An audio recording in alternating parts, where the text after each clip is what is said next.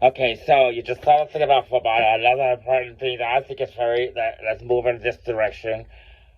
You can do identity swap. It's illegal, yeah, it's illegal, but no. A video game is not illegal. It's just a fantasy. You can do identity swapping your hits with people. You know, you can swap to their locations to see what they're doing, see where they're at. You know, you can do those things using this technology through the live stream because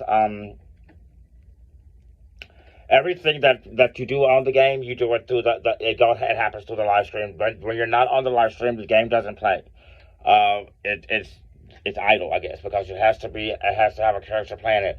So the story interloops. So like it's one big story. So that for the you studios that are quite possibly going to start popping up, it's just one story that it has a lot of different. It has one story, and then all the players become. It has a lot of different. It has a big cast. I say all the cast is on there. It's the one.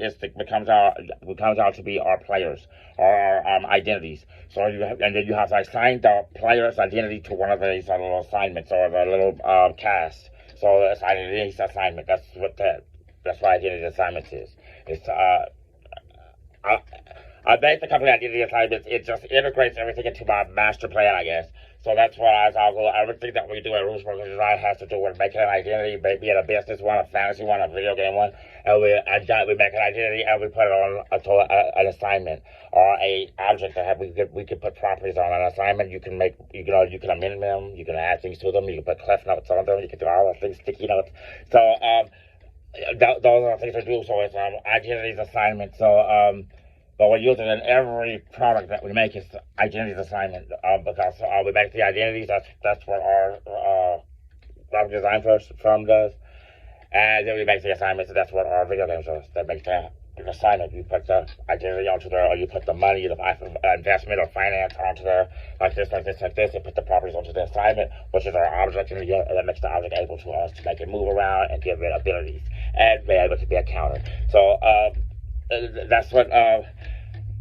I want these little studios to understand that you make one direct story, and how the video game plays is that every time a person logs in, they're assigned a different character or cast. It's out of their control. It just does it itself and assigns you that cast. You're just born into that cast, kind of like something like Fable.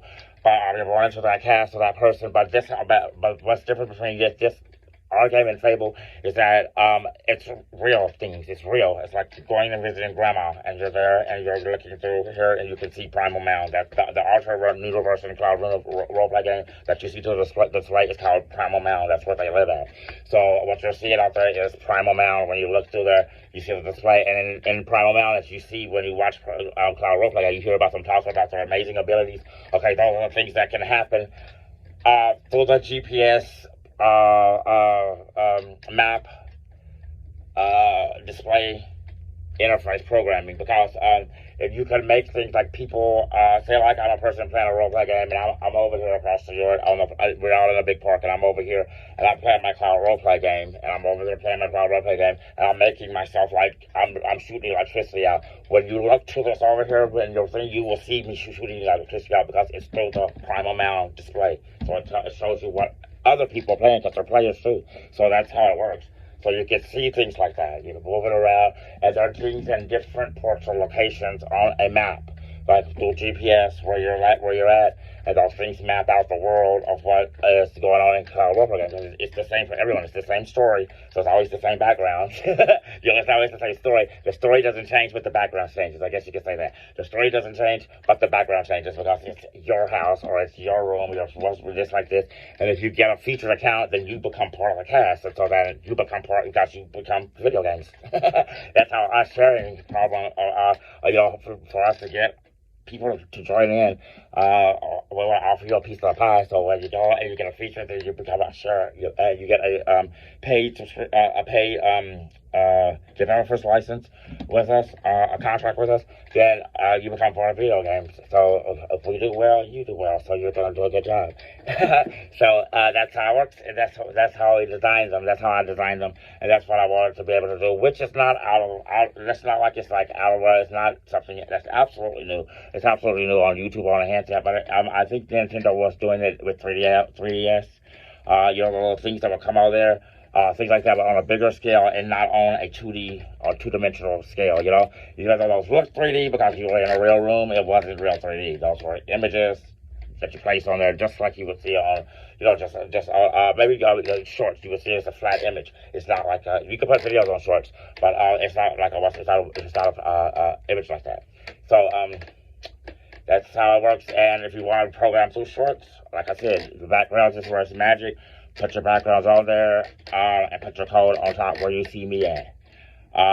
Put your players, put your background on there. You can start making them right now out of the box with a freelance contract. So just go ahead to sign up. It's free.